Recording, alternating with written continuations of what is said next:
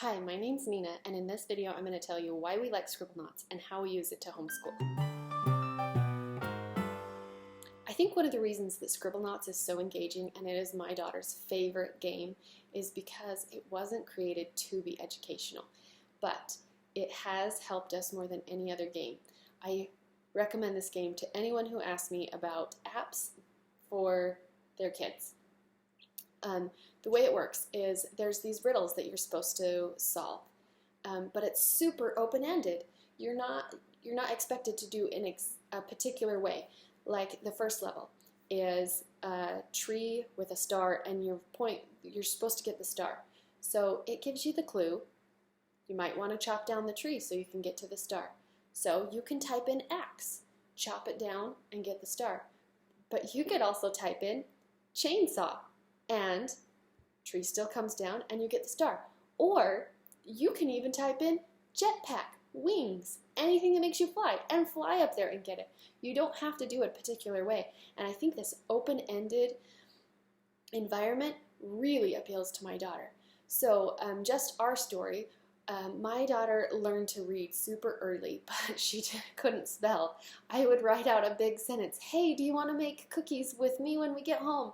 And she would turn over to me and she would say, "How do you spell yes?" She could read that whole message, but she couldn't spell yes. She was reading chapter books, but she couldn't spell. I knew it was in her, and that when she had the motivation, she would excel really fast. So when I heard about this game, I downloaded it, and it was kind of agonizing because I was hearing, "How do you spell? How do you spell? How do you spell? How do you spell?" for 2 days. But after that, she rarely ever asks me how to spell anything.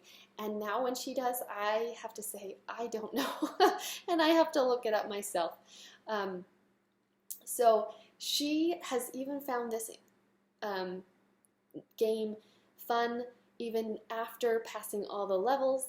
She loves to use it to recreate anything she's learning about. If we go to Disneyland, she's recreating the Tower of Terror and the Haunted Mansion and all of these rides. She's typing in, not everything's in the database, so she's trying to figure out what can I type in that makes it look like that. But there's actually a lot in the database. When she learned about the lobster life cycle, she was typing in words to try and put something to represent each of the parts of the life cycle. I have that recorded, so I will post it at the end of this if you're interested in watching her in action. And like I said, I totally recommend this game. If you found this video helpful, subscribe to Intrinsic, because meaningful learning is driven by desire from within.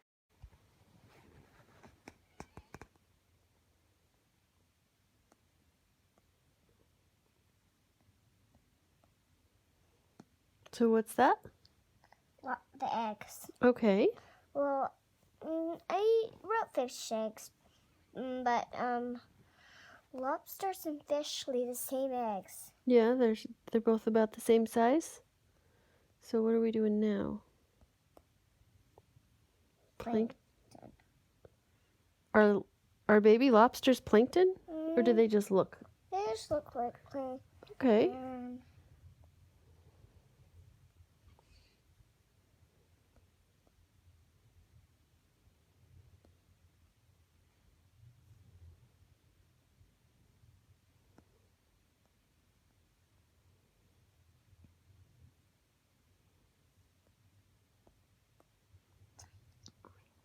Oh my. Does that look tiny? Yeah, so what do you have here that you put in there?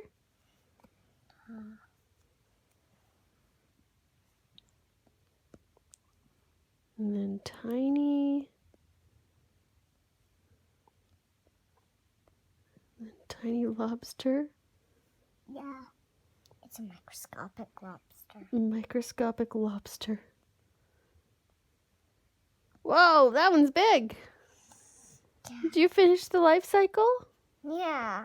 You want to tell me about it? So, first the lobster lays eggs, then they hatch into babies, then they grow until they're adults. Oh my.